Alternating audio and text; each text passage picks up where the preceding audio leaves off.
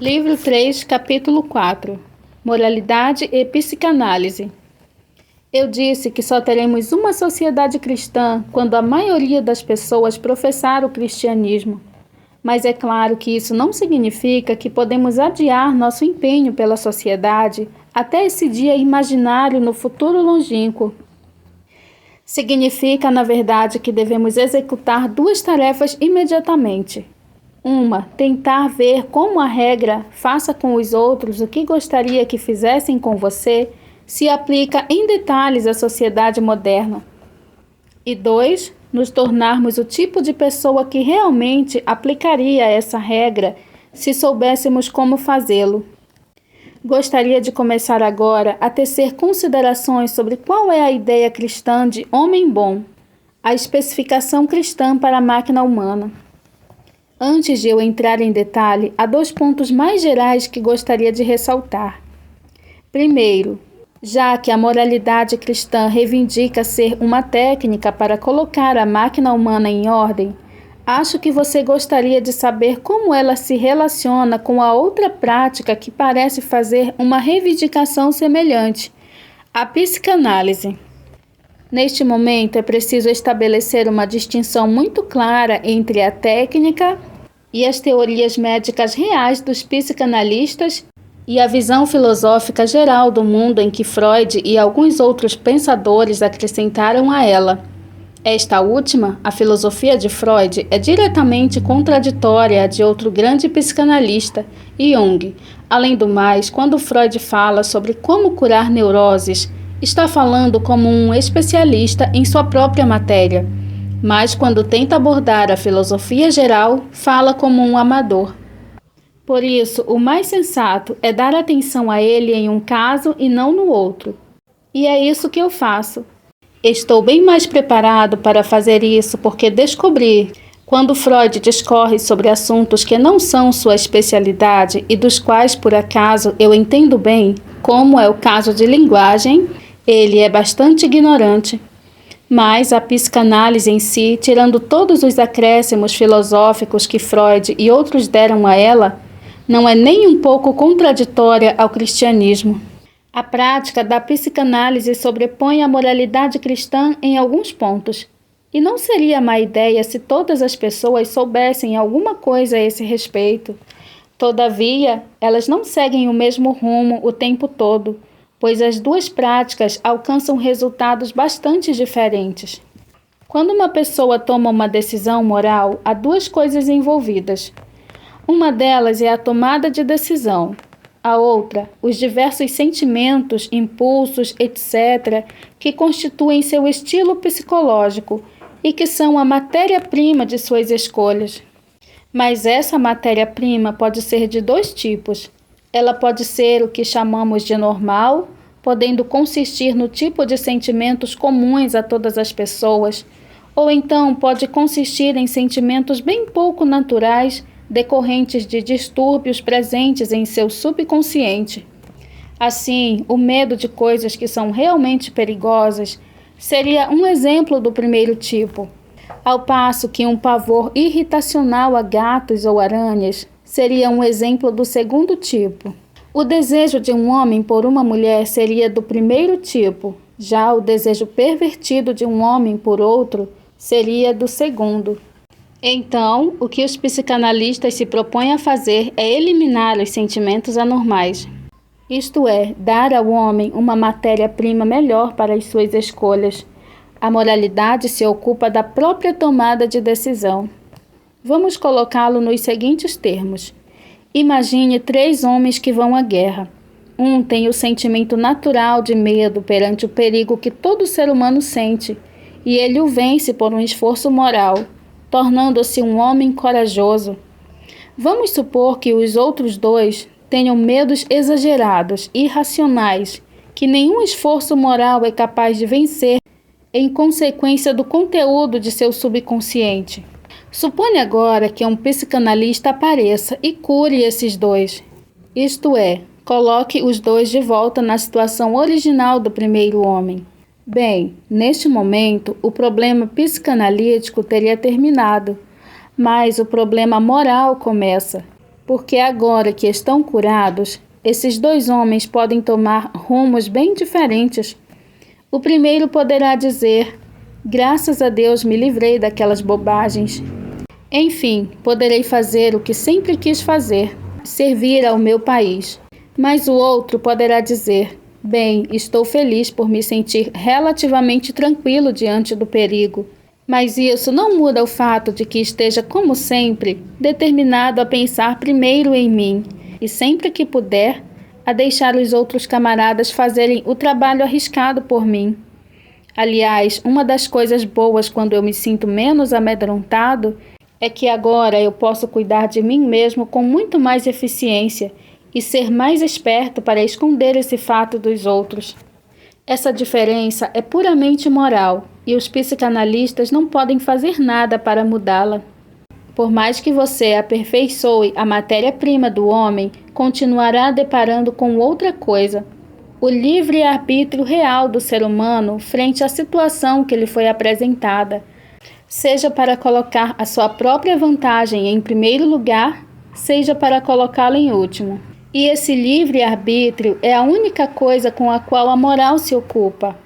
O mau estado do material psicológico não é um pecado, mas sim uma doença. Não é motivo para arrependimento, mas para cura. E a propósito, isso é muito importante. Os seres humanos julgam uns aos outros por suas ações externas, mas Deus os julga pelas suas escolhas morais.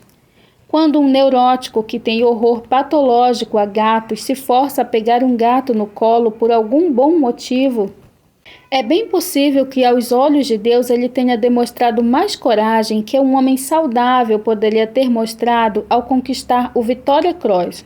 Se uma pessoa que tenha sido pervertida desde a infância e ensinada que a crueldade é a coisa certa praticar um ato de bondade, por menor que seja, se abstiver de cometer alguma crueldade em potencial, e com isso, quem sabe, correr o risco de se tornar motivo de chacota entre companheiros. É possível que, aos olhos de Deus, ela esteja fazendo mais do que eu e você estaríamos fazendo se dessemos a vida por um amigo. O inverso é igualmente verdadeiro. Alguns de nós que parecemos bastante gentis podem, na verdade, ter dado tão pouco valor a uma boa hereditariedade e uma boa criação que acabam sendo piores do que aqueles a quem chamamos de monstro. Será que podemos ter certeza sobre como seria nosso comportamento se tivéssemos herdado um arcabouço psicológico sobrecarregado, uma má criação e ainda por cima tivéssemos ascendido ao poder, como foi o caso, por exemplo, de Himmler? Por isso, os cristãos são instruídos a não julgar. Só vemos os resultados daquilo que as escolhas humanas fazem com sua própria matéria-prima. Mas Deus não julga o indivíduo pela sua matéria-prima bruta, e sim pelo que este faz com ela. A maior parte do arcabouço psicológico provavelmente se deve ao seu corpo. Quando o corpo morre, tudo isso cai por terra, e o verdadeiro homem interior que toma as decisões, que tirou o melhor ou pior proveito do seu material, ficará desnudo. Todo tipo de coisas boas que pensamos serem nossas, mas que na verdade se davam em virtude de um bom metabolismo, vão cair por terra para alguns de nós. Assim também toda a perversidade que se dava em decorrência de complexos ou de má saúde cairá por terra para outros. E então, pela primeira vez, veremos uns aos outros como realmente somos. Pode esperar surpresas. E essa afirmação me conduz ao segundo ponto. As pessoas muitas vezes pensam que a moralidade cristã é uma espécie de barganha em que Deus diz: se você mantiver um monte de regras, vou recompensá-lo, e ai de você se não o fizer. Não acho que essa seja a melhor forma de encará-la.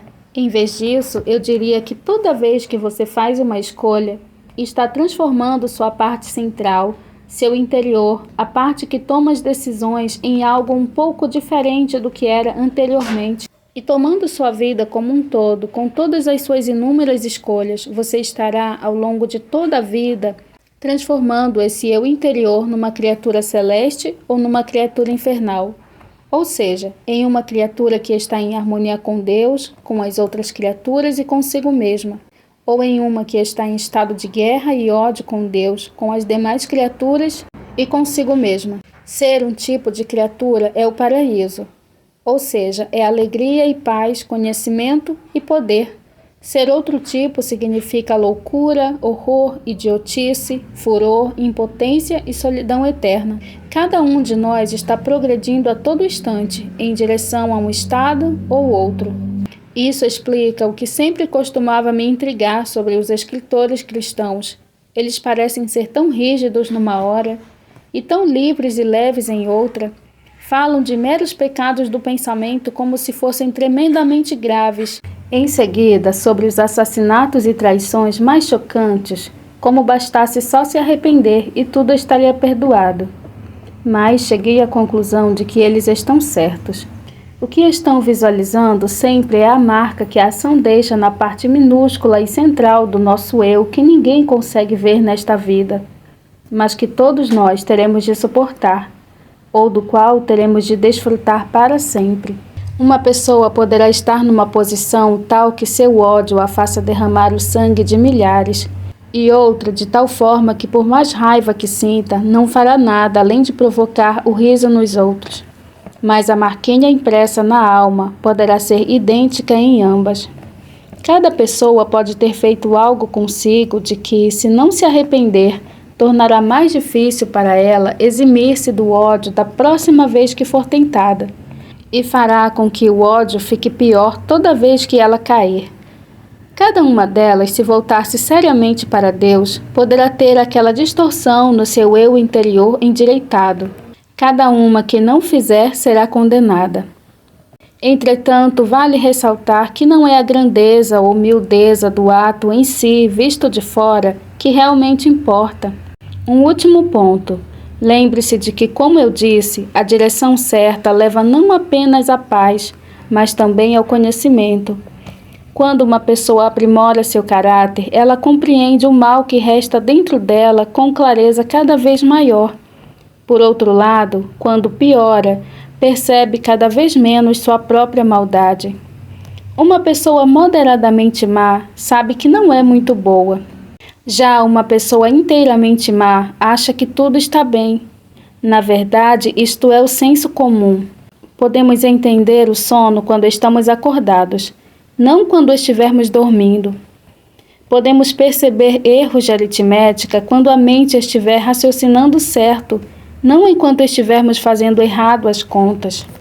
Podemos entender a natureza da embriaguez quando estamos sóbrios, não quando estamos embriagados. Pessoas boas conhecem o bem e o mal. Pessoas más não fazem ideia de nenhuma das duas coisas.